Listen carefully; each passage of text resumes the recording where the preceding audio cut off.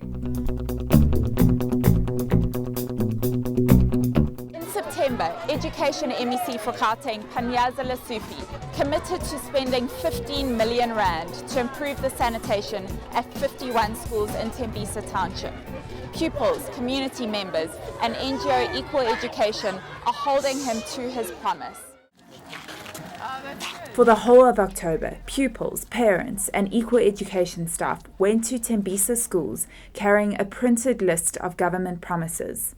The promises were made by Education MEC in Gauteng, Panyaza Lesufi, who said he would fix all of Tembisa's school toilets by the end of September. They also took a questionnaire Equal Education had drawn up to use to check the condition of toilets, taps, and supplies of toilet paper and sanitary bins. They compared government's promises of renovations to what had actually been done. Despite government's intervention, they discovered 5 of the schools still do not have enough toilets to meet minimum national norms for sanitation. The norms were published in November 2013 and state that there should be 2 toilets per 100 female high school pupils and 1 toilet and urinal per 100 male pupils. Basically, MEC promised to deliver each and everything that we need based on our sanitation, because that's the issue that we're facing with about. So he promised to deliver everything. Like for an example, he gave us this draft. This draft says it all. Like for an example, we have Butumelong Secondary School. What they needed there is what? Their toilet block required for renovations. Constructors are finalizing work. It will be complete on the 13th of September, of which somehow the work is undone.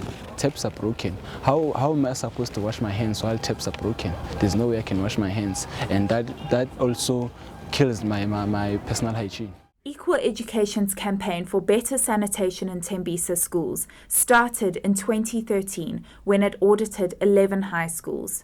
It found that at over half of them, more than 100 pupils had to share a single working toilet.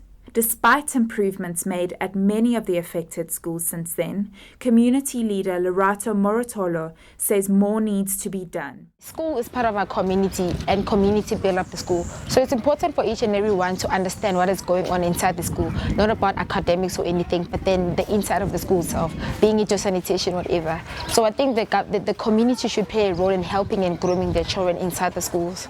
Adam Bradlow is co-head of Equal Education in Gauteng and says the audit showed the department had provided some form of substantive relief to 47 of the 48 schools that were audited this year. The toilets at this school have shown dramatic improvements, and many of the toilets in Tembisa have shown dramatic improvements. But challenges still remain. There's not sufficient access to toilet paper. There's not sufficient access to sanitary pads and soap, which is critical to children maintaining their health.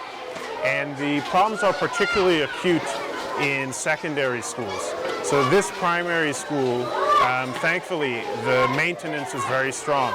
But we need to make sure that at all the schools, particularly in high schools where students need to be able to concentrate, they need their health in order to pass matric, that they have proper sanitation standards as well.